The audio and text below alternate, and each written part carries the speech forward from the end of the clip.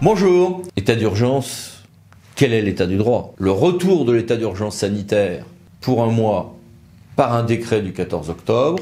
Ce délai d'un mois court donc à compter de l'entrée en vigueur de ce décret, au début avec un simple couvre-feu, mais ce délai devrait être repoussé par voie législative et sur la date de la fin de l'état d'urgence sanitaire, Assemblée nationale et Sénat, à l'heure où j'enregistre cette vidéo, ne sont pas encore d'accord. Et puis, on est retourné à un quasi-confinement aménagé par le décret du 29 octobre 2020. Nous allons essayer d'en décrire quelques éléments tout à l'heure. Et puis les nouveaux modèles d'attestation sont arrivés dans la nuit du 29 au 30 octobre. On a eu un grand nombre de protocoles sanitaires, dont le protocole scolaire, qui ont été également mis à jour. On a une circulaire du 29 octobre, diffusée le 30, sur la continuité du service public dont les maîtres mots sont télétravail dès que possible, les protections des agents comme des administrés. Et puis on a surtout donc ce décret du 29 octobre. Avec des gestes et des distances barrières qui restent relativement inchangés. 1 mètre entre 2 personnes, se laver les mains, etc. Se couvrir le nez et la bouche. Le nez aussi, derrière son masque, etc. Petit changement quand même. Pour les enfants de 6 à 10 ans, donc évidemment le masque c'est à partir de 11 ans, mais pour les enfants de 6 à 10 ans, il y a un port du masque si c'est possible. Bon, ok. En cas de handicap, on maintient des ajustements et des aménagements qui sont importants, et ajustements également pour tout ce qui est forces armées. Plus gros changement en revanche pour tout ce qui est rassemblement, confinement et mariage, puisque effectivement on est passé en confinement, que la dérogation, y compris les événements à 5000 personnes, c'est du passé désormais. On a une règle de pas plus de 6 personnes. Alors on continue à pouvoir avoir des manifestations sur la voie publique. On a un plafonnement à 6 personnes, mais qui ne s'applique pas aux manifestations sur la voie publique.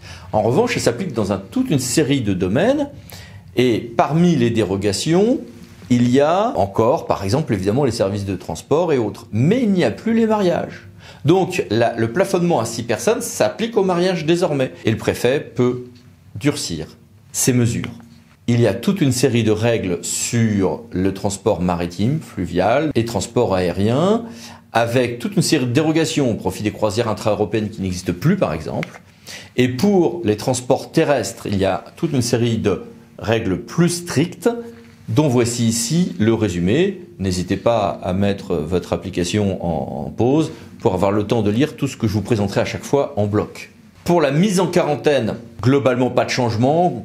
Il continue à y avoir un choix entre le domicile et un autre lieu d'hébergement, des dérogations ultramarines et le droit à une vie familiale dans ce cadre-là, mais avec un régime particulier s'il y a des violences intrafamiliales. Mais ça, c'était déjà dans le décret du 16 octobre. Gros changement pour tout ce qui est établissement et activité, puisqu'évidemment il y a un grand nombre d'établissements qui se trouvent fermés, pour lesquels sinon il y a le port du masque. L'accueil du public reste possible pour toute une série d'activités, refuges, fourrières, services funéraires, etc. et services publics. Donc, mais avec donc des détails que voici. Sur l'enseignement et la petite enfance, relativement peu de changements, mais quelques changements quand même de formulation, avec le maintien de règles sur le fait qu'il faut limiter au maximum le brassage des élèves appartenant à des groupes différents, et le port du masque lorsqu'on n'est pas en présence des enfants, et port du masque également pour les assistants maternels quand ils ne sont pas avec que les enfants.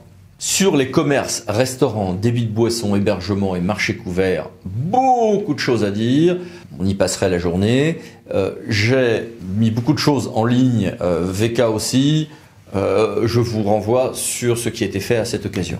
Sur le sport, on maintient la fermeture des établissements de type X et PA, donc plein air, établissements sportifs couverts, et les dérogations continuent à exister pour les activités sportives de haut niveau, les groupes scolaires, etc., avec le maintien dans ce cas d'une distanciation physique de 2 mètres. On maintient la fermeture au public des hippodromes, sauf pour l'organisation des courses, et la fermeture des salles de danse. On maintient l'utilisation de ces infrastructures sportives, le cas échéant, pour recevoir des réunions des organes délibérants locaux. Sur les questions de culture et de loisirs, là aussi, on se reprend la même règle que lors du décret du 16 octobre ou du premier confinement, mais avec une plus grande dureté que dans le texte du 16 octobre, puisqu'on a un grand nombre de fermetures au public d'établissements des catégories L, CTS, PY et S, mais avec quelques aménagements. Par exemple, les assemblées délibérantes locales peuvent se réunir dans des salles des fêtes, salles des congrès ou autres salles de réunion, autres que la mairie, dans ce texte, ce qui n'était pas le cas dans la version du 16 octobre. On continue à avoir des ajustements sur certaines pratiques sportives de haut niveau et autres, mais plus strictes qu'auparavant. Pour les cultes, on a un maintien d'ouverture des lieux de culte, mais avec le plafond à 6 personnes, sauf cérémonie funéraire où là on passe à 30 personnes. Nous avions avant des dérogations quand des gens venaient dans la limite de 6 personnes d'une même famille. Ils n'avaient pas l'obligation de respecter les gestes à distance barrière. Cette mention a disparu du texte. Et puis pour les assemblées délibérantes locales, pas de retour au quorum baissé un tiers.